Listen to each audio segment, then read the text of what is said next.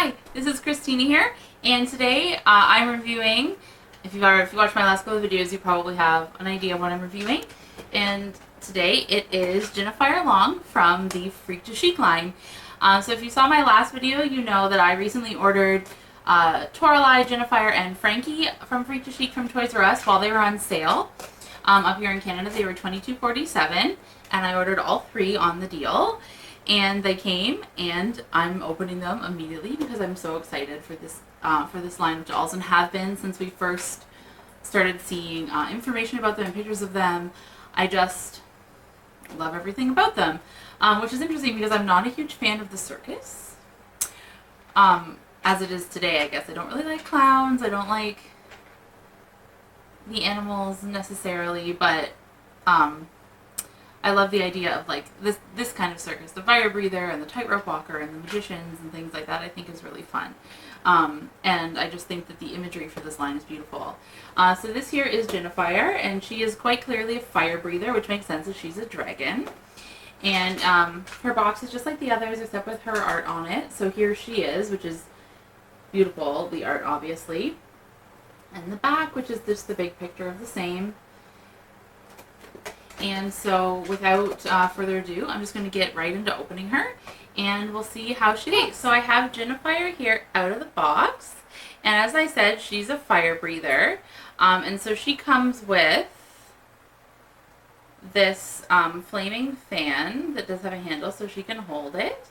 And then of course she comes with the fire in her mouth here, and this does pop out. It just has like a little peg on the end. And so there's a hole in her mouth here, and that's very much like Claudine from the Ghoul Sports line with the bubblegum, or Ghoulia and Frankie from the Freaky Fusion, Fusion-inspired line where they had the fangs. And it's not, I mean, it's not super noticeable. I find it more noticeable than on my Freaky Fusion Ghoulia, but I'm also going to leave the fire in probably forever, so I don't mind it so much. And all of her accessories are fire themed. So she's got this like pinky red headband, which has like flames on it. And then she has this plastic collar, which again is flames. And then her shoes are the same like translucent color. And they have dragon faces on the foot part. Like sort of like an Asian Chinese inspired dragon as opposed to like a toothless dragon. And then the heels are like, again, you can see the spokes here kind of like the fan, and then the heels are flames, and then also this part is flames kind of coming out of the dragon's mouth. And then the front part we have tassels and little I don't know what to call them. They look like the clasps or the fabric clasp that you would see on like the Chinese style dresses that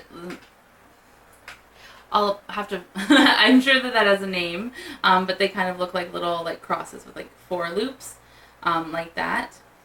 And then the back of them is scales along here. So there's a lot going on in these shoes, a lot of like Jinafire specific detail, which I really love. And then outfit wise, like I said in the Toralei review, they all have very simple design dresses, but it's the fabrics that make them kind of interesting. So Jinafire's is sort of asymmetrical on the top here, coming up higher on one side than the other.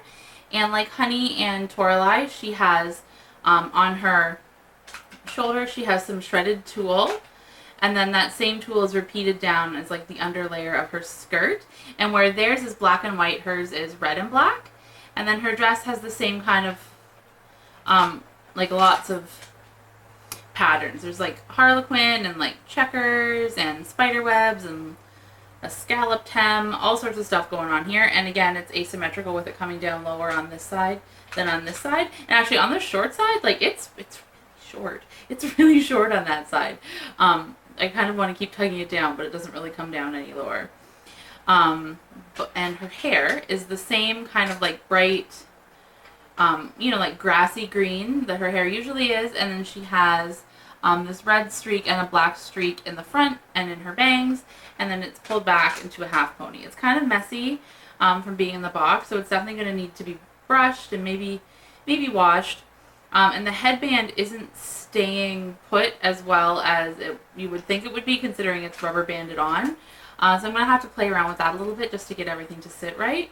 But overall, I'm super happy with Jinafire. I think she's really cool. And I've always loved her dolls since the very, very first one from Scaris. Like, I've been collecting Monster High since the beginning, basically. But Scaris was the line that kind of, like, solidified it for me, I think. I bought almost that entire line of dolls, including the playset, like the cafe cart playset, and I don't know what it was about that line in particular, but Jinafire and Scalita were the new characters in that line, and they were both amazing and so different from even what Monster High had done before, which was already pretty different. So I wonder if that's just what drew me in. But I bought like 10 dolls in that line or something, which is now doesn't feel as crazy as it did at the time, but it felt crazy back then. And I'm glad to see that Jinafire and Scalita have stuck around, and not only have stuck around, but have continued to be standouts with their details and all the lines that they're in, for me anyways. So let's put her fire back in her mouth here. So it just pops in like that, easy peasy. And then, I don't know if I can get her to hold her fan. She might need a rubber band to help with that, but let's see. Jinafire has really, really rubbery fingers compared to some of the other dolls. I think it's because they're so long. Like Jinafire and Gigi have really, really rubbery hands. So that kind of works to your favor in this, actually, because you can really bend them to get them through the fan. But she can hold it. Her hand's a little floppy, but we can work with that. And so there is Jinafire from the Freak du Chic line in all her glory with her wonderful details. And I love her to death. I think she's really, really beautiful.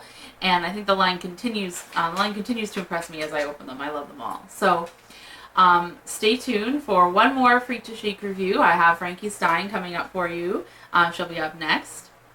And that will be it with Freak du Chic until I decide if I'm going to go over, try and get my hands on the Target exclusive Claudine and Twyla from the States, or if I'm going to pick up any of the budget lines that are kind of associated with Freak du Chic. I definitely think I'm going to get Scarenaval Scalita because I love Scalita. But I'm not sure about the others. We'll see. We have them at my Walmart, so I've been kind of looking at them as I walk by. Her, Draculaura, and Claude. We have all three of them, so I keep thinking about it as I walk by them. So we'll see.